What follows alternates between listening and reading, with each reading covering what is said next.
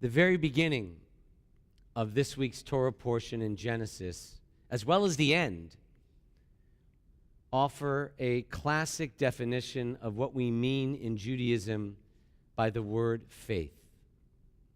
God says, Lech lecha me'artzecha u'mimoladetcha u'mibeit avicha el ha'aretz asher ar'eka. Go, Abram, A-B-R-A-M.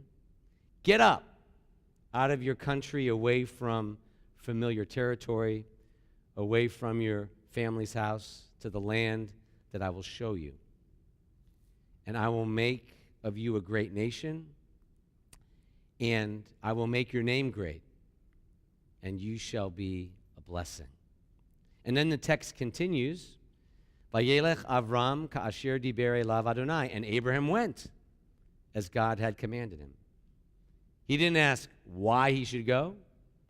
He didn't even ask where he was going. He didn't know he'd end up near Tel Aviv. He simply went as God had commanded him. And so we can say, in one sense, Abraham acted on faith. But faith for Jews is not merely simple belief. The Hebrew word for faith is emunah. Emunah, if you didn't know the other meanings of it, doesn't just mean faith. It means trust. It means reliance, stability. And it's based, believe it or not, on the word for a mother. The letters Aleph, Mem, Aim. The word Ima, you've heard Ima, that's not Hebrew. That's Aramaic.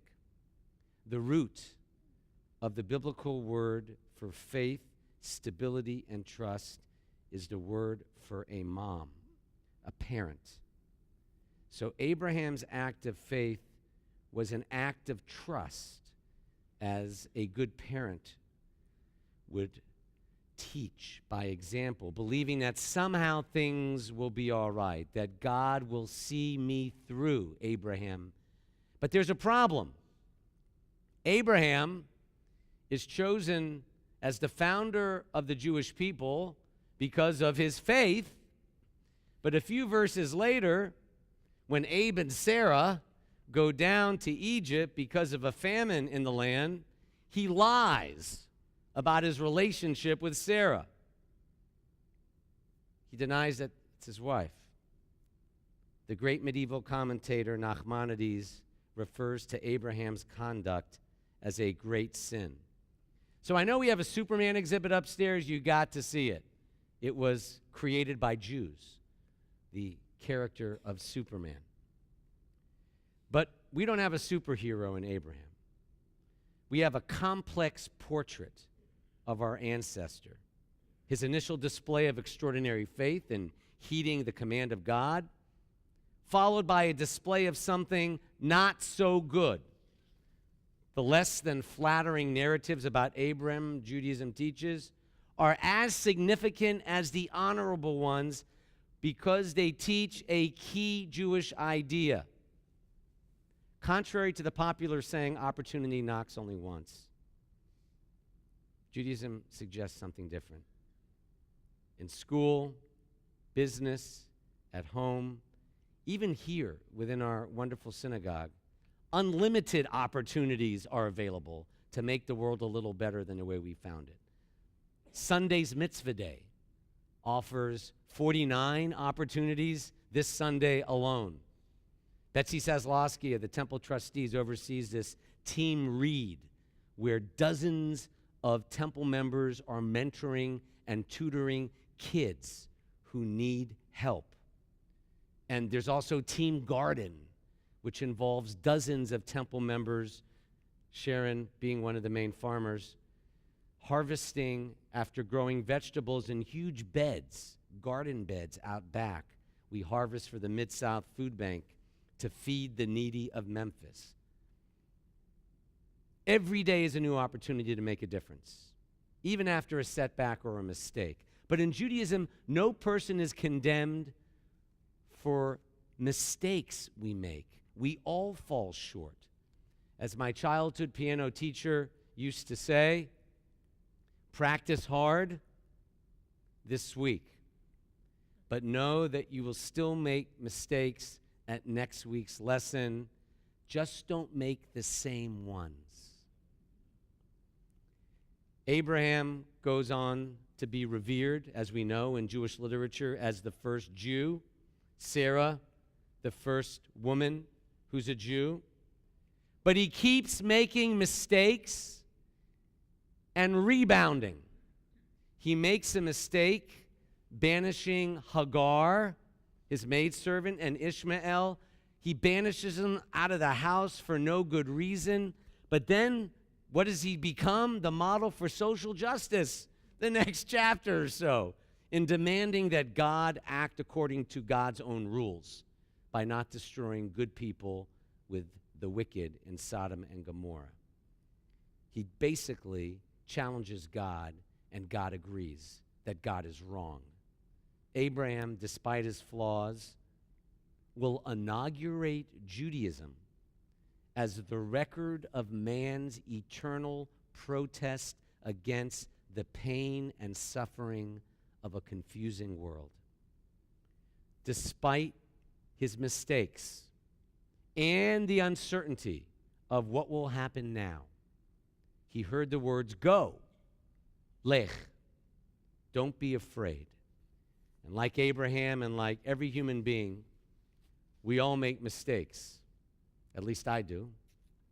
But so long as we learn from them and care enough to increase our knowledge, deepen our understanding, expand our kindness, that's what it means to follow in the footsteps of the first Jew, the road that Abraham and Sarah began and that we are continuing now, thousands of years later, as legacies of the Jewish people. Oh, one more thing.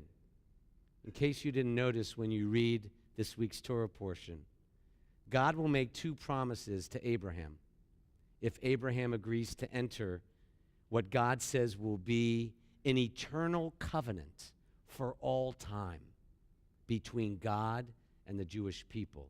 The theme of that tapestry is that eternal covenant.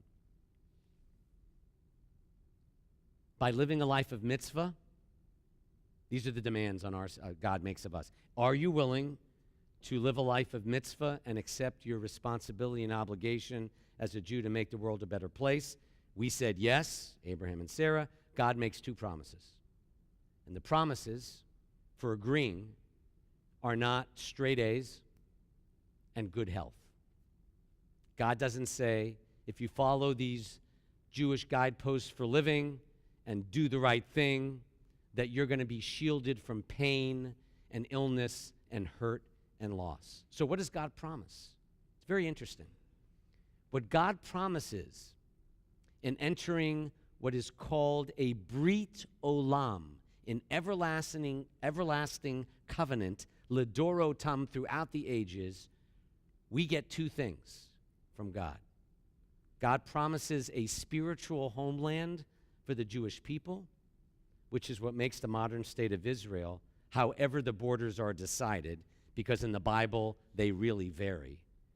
But the idea of a spiritual homeland is nothing short of a miracle that in our lifetime has come true. What's the second promise God makes?